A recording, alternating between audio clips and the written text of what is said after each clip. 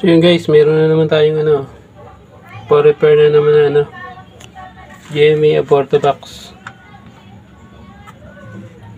No power na naman ang issue nito. Nasaksak ko lang.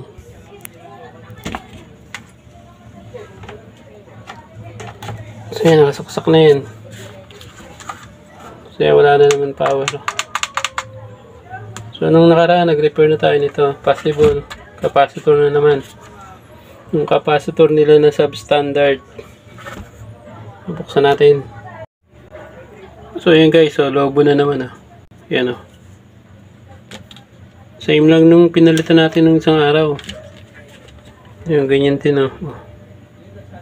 16 volts, 1000 microfarad. Pero ito isa, medyo maganda-gandang klase ito.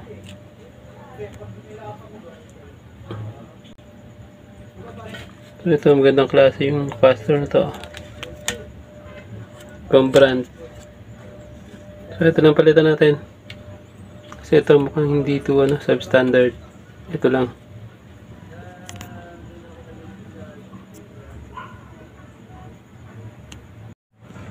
So yun guys, napalitan na natin ang capacitor yun.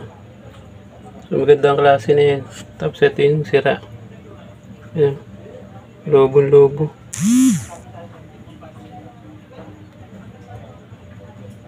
Substandard.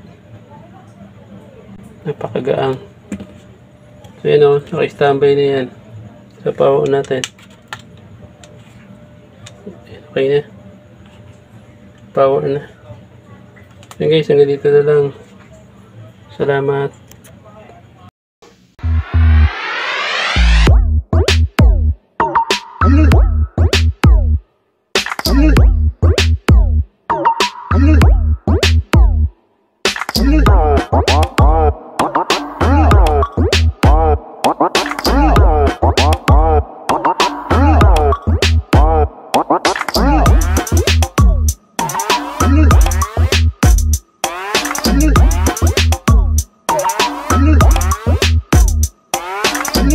What?